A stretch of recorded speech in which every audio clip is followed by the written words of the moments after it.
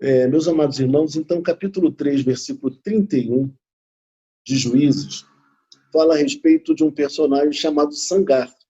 Talvez você nunca tenha ouvido falar a respeito desse homem chamado Sangar.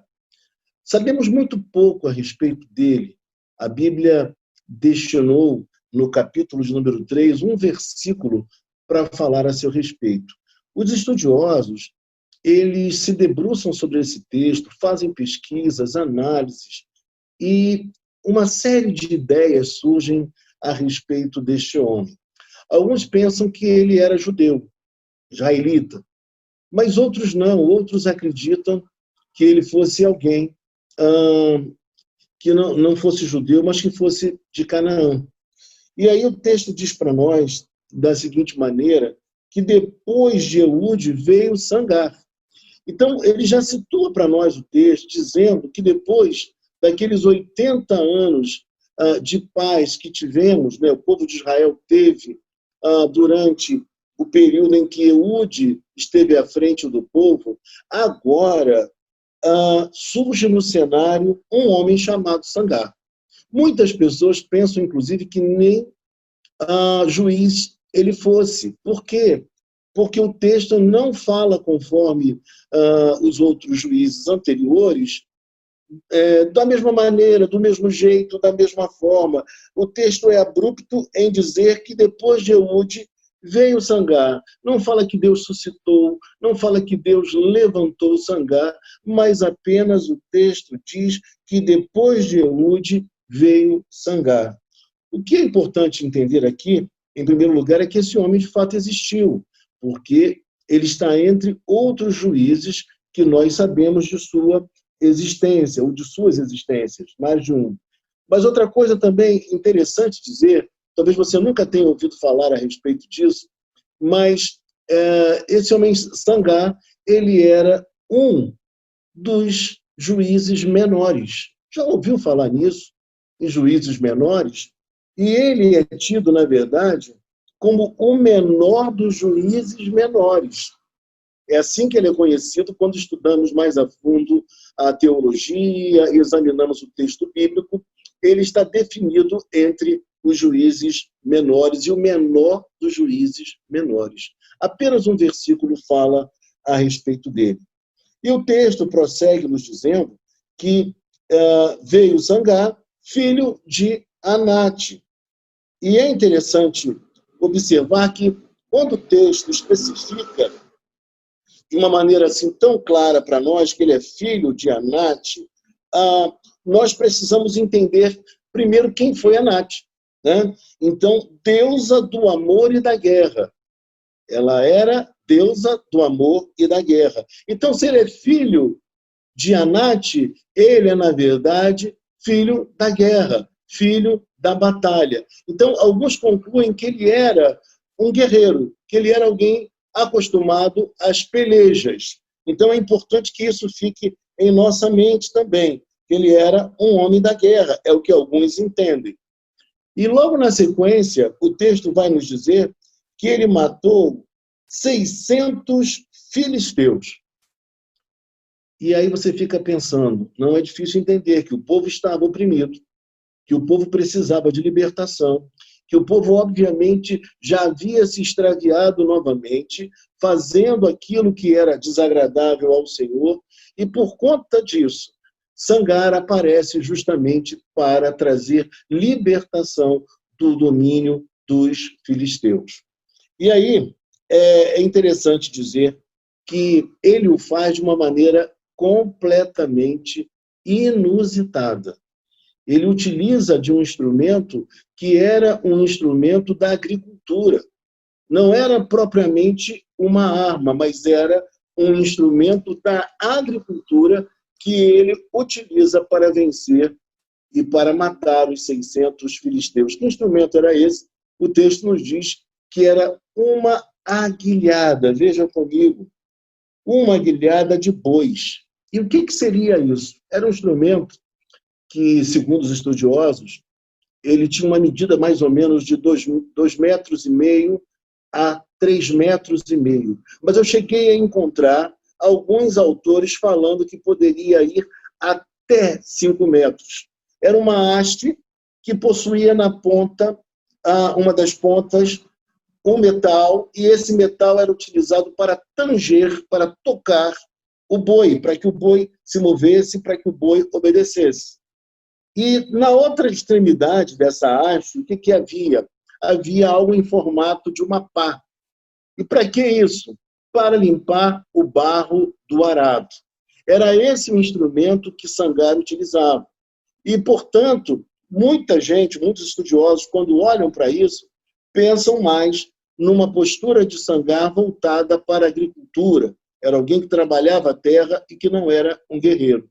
Então, as opiniões, elas são divergentes em relação a esse ponto, como também há uma série de aspectos na vida desse homem chamado Sangar.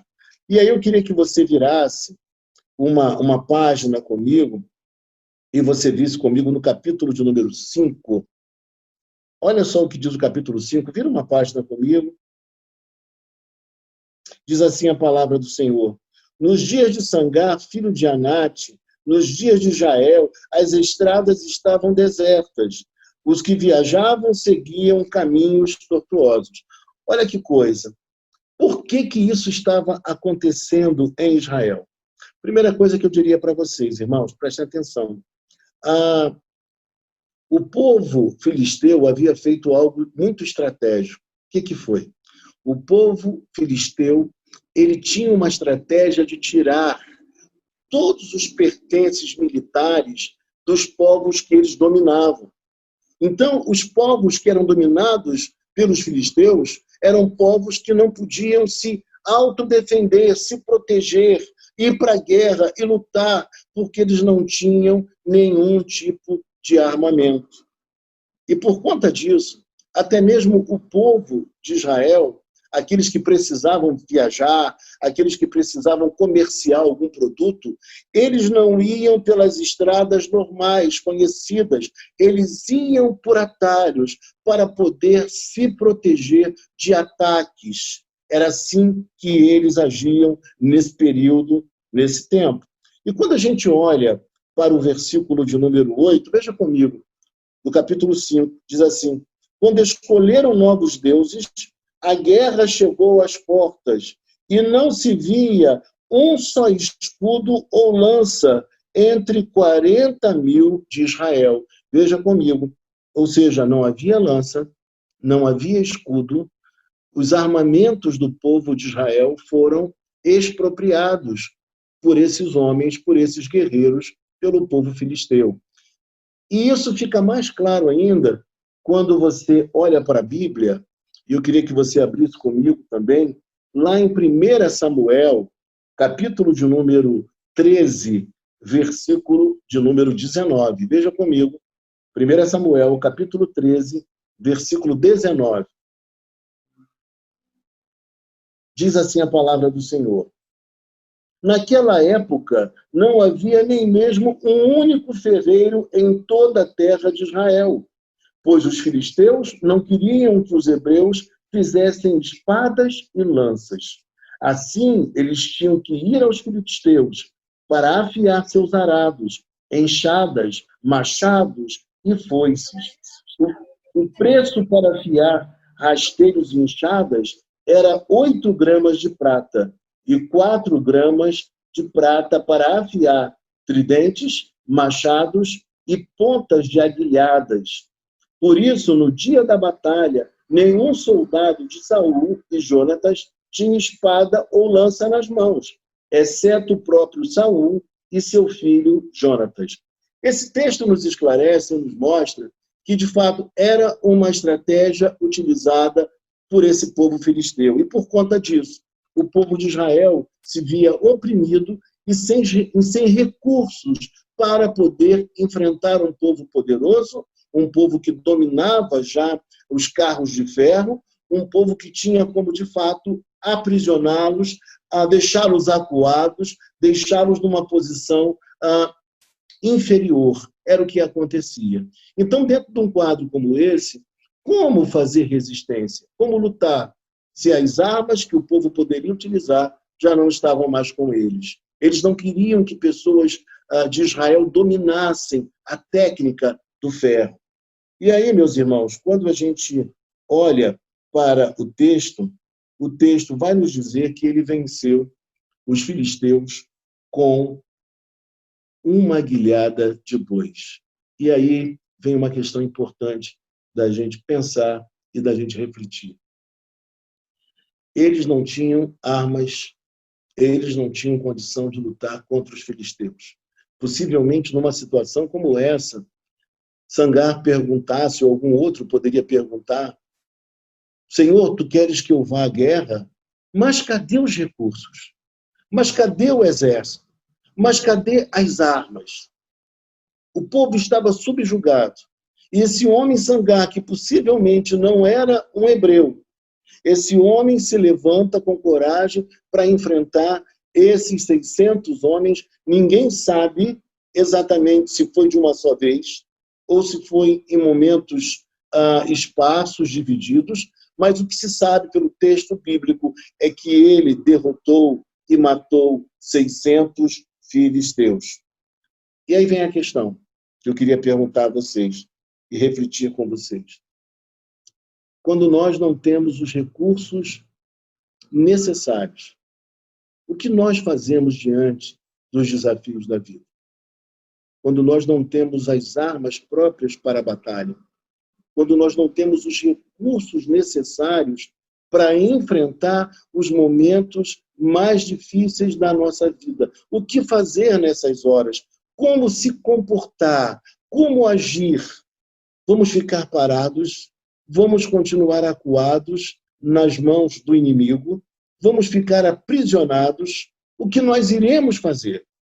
E o que é bonito notar nesse texto é que, apesar da precariedade dos recursos de Sangar, ele se vale do objeto que era próprio do seu uso, uma aguilhada, e com esse instrumento ele vai contra os filisteus. Ou seja, ele foi um homem de profunda coragem, um homem que, em vez de confiar nos recursos que ele possuía, ele confiou muito mais em Deus. Em vez de olhar e pensar, os meus recursos são muito fracos, ele adaptou aquilo que ele possuía para poder conquistar a vitória tão necessária naquele momento. E a pergunta que é inevitável é a seguinte: o que nós temos feito nos momentos de desafios? Nós temos chegado para Deus e dito: Senhor, eu não tenho armas. Senhor, eu não tenho condição.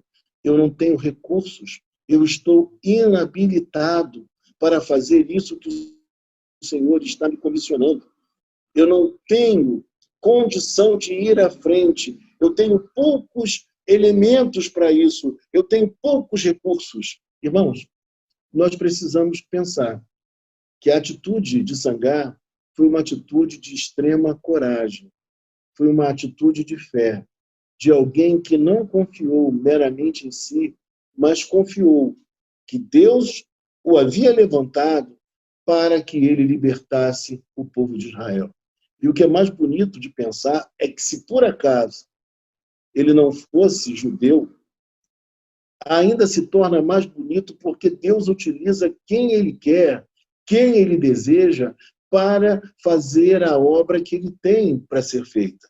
Deus escolhe realmente as pessoas improváveis e ainda por cima utilizando instrumentos que ninguém poderia imaginar, como, por exemplo, o instrumento usado por Sangar. Mais à frente, no estudo de Juízes, nós veremos que outros personagens também utilizaram de instrumentos inusitados para vencer a batalha. E eu gosto muito daquele adágio popular que diz assim, né? Que diz que o Senhor, Deus, né? Ele não escolhe os capacitados, mas ele faz o quê? Ele capacita os escolhidos.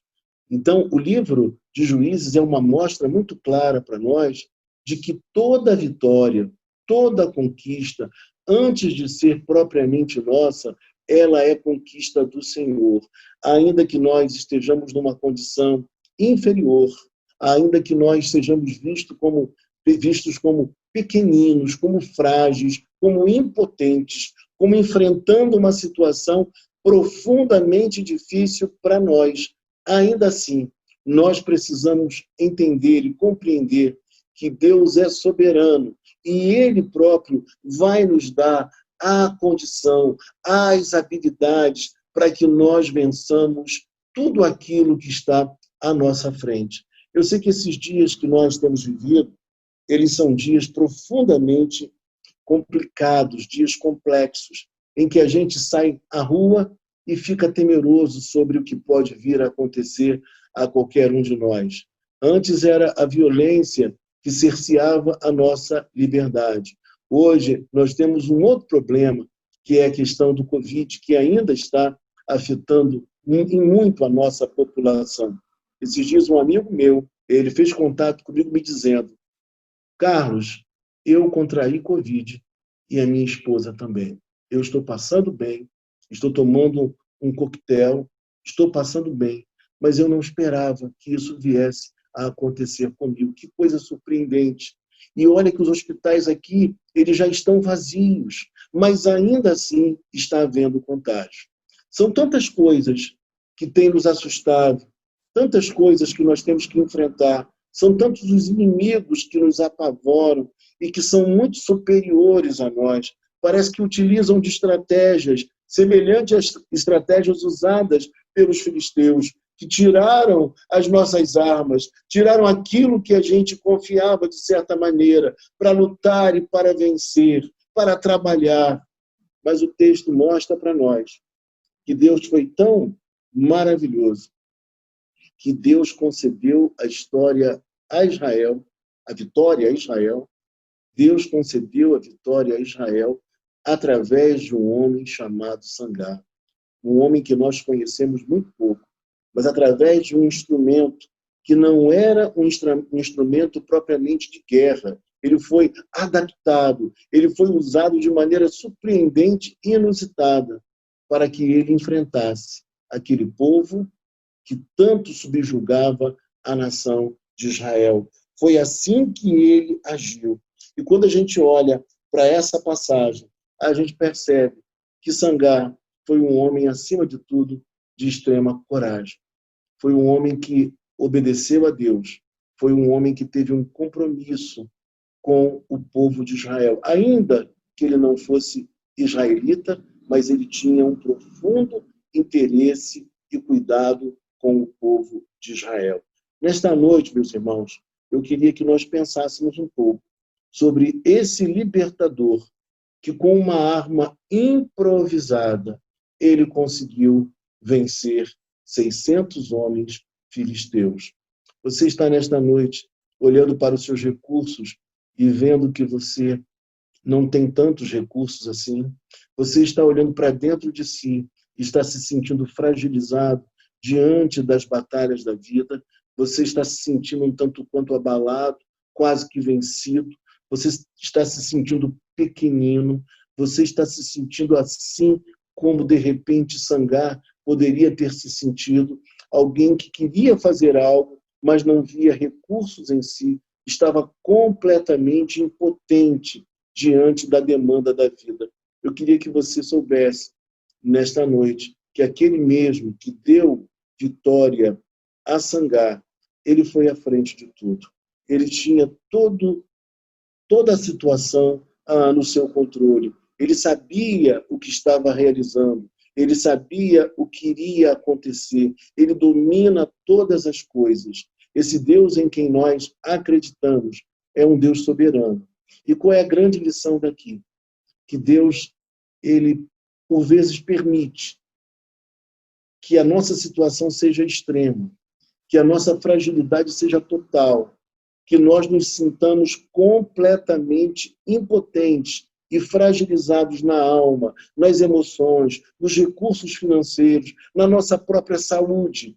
E ele, nessas horas, ele faz algo que surpreende a todos, porque ele mostra para mim, para você e para todos que estão à nossa volta que ele é Deus, que ele é Senhor sobre todas as circunstâncias e que ele tem um compromisso com o seu povo. e que o seu povo precisa apenas fazer uma coisa. O seu povo precisa obedecer. O seu povo, até mesmo pela experiência do livro de Juízes, precisa compreender que não vale a pena viver em desobediência. Não vale a pena viver nesse ciclo em que o povo de Israel servia a outros deuses, depois clamava ao Deus de Israel, Deus levantava um libertador e o povo de Israel se arrependia. E depois de viver um tempo de paz, outra vez o povo se corrompia, o povo deixava de viver uma experiência mais íntima com Deus e ia atrás dos falsos deuses mais uma vez, em mais uma oportunidade. O que nós precisamos entender é que, assim como esse homem chamado Sangar, ele teve uma profunda experiência com Deus, que, por certo, marcou a sua história, você também tem experiências com Deus. E eu também tenho. Nós sabemos que o nosso Deus, ele não mudou. Ele não deixou de ser aquele Deus maravilhoso que cura, que abençoa, que faz sinais, que cumpre prodígios, esse Deus que tem todos os intentos previamente estabelecidos, porque ele é o alfa e porque ele é o ômega também. Nesta noite, eu queria que nós orássemos, eu queria que nós nos voltássemos para o Senhor em oração e que o nosso pensamento fosse um pensamento assim, uma reflexão que nos levasse a refletir. Por que nós estamos vivendo como estamos vivendo? O que está se passando dentro do seu coração? Por que você está assim? Porque você que já viu Deus agindo de tantas formas, de tantas maneiras, por que você está abalado nesta hora? Por que você está triste? Por que para você as coisas não estão tendo tanto sentido nesses dias? Por que você está se sentindo tão impotente? Talvez os seus recursos sejam miúdos, sejam pequeninos, mas o Deus a quem você serve é o Deus poderoso. É o Deus que, a partir de recursos ínfimos, como uma guilhada de boi, ele é capaz de trazer uma grande e retumbante vitória. Eu queria, nesta noite, que nós orássemos por pessoas que estão se sentindo assim nesta hora. Pessoas que estão olhando para a vida, mas estão olhando para a vida de forma amedrontada. Pessoas que estão olhando para a vida e dizendo, eu não tenho como vencer essa batalha. Pessoas que estão olhando para a própria história e não estão vendo uma luz no fim do túnel. Pessoas que perderam a esperança. Eu queria, nesta noite, que nós orássemos. Eu queria que você relembrasse que já houve momentos difíceis, nos quais você também se superou. Houve momentos de fragilidade, houve momentos de insegurança, houve momentos em que você pensou, dessa eu não saio. Dessa luta eu estou completamente arrasado, derrotado, eu não vou conseguir vencer. Mas Deus se houve presente e te concedeu a vitória. Deus te deu a bênção. O que nós precisamos fazer nesta noite é olhar para Deus e saber que Ele levanta pessoas assim, como Sangar, para que elas façam parte da história, e inclusive da história, como aqui no caso, da história bíblica. Alguém que se sabe pouco, mas se sabe que ele foi um libertador do povo de Israel. Se sabe que ele foi alguém que não se conformou com as dificuldades enfrentadas pela nação de Israel. Ele se apresentou para lutar, para guerrear e para vencer. Nós somos mais do que vencedores em Cristo Jesus, porque nós já temos perdão de pecados, nós já temos vida eterna, nós temos essas experiências mais ricas desses anos todos, de momentos que Deus cuidou de nós, tanto na parte emocional, na parte física, na parte material, até mesmo relacional. Nós acreditamos num Deus que, quando Ele nos levanta, Ele sabe o que está fazendo. Quando Ele nos comissiona, Ele vai nos adestrar para a batalha. E o que é mais interessante, os recursos que Ele já destinou a nós, que nós temos familiaridade, que nós temos habilidade, como se presume aqui no caso, que esse homem chamado Sangar tivesse, porque era alguém que tinha uma guilhada na mão. Era alguém que tinha uma experiência com esse instrumento, com esse objeto. lhe faltou armas. Ele estava numa condição de inferioridade olhando militarmente, mas ele tinha o maior aliado de todos. Ele tinha Deus consigo. E é essa boa notícia que eu quero te dar nesta noite, para que você não se esqueça que você tem o maior aliado com você. Você tem o próprio Deus, o Deus encarnado na pessoa de Jesus Cristo e que veio residir em você através do Espírito Santo. E com ele, nós faremos, como temos feito, proezas. Nós chegaremos à vitória. Nós teremos vitória. Nós superaremos as nossas maiores lutas e as maiores dificuldades, porque nós não estamos adstritos a aquilo que está na nossa mão, o menor que seja. Nós estamos confiados em nome do Senhor, na pessoa bendita de Jesus Cristo.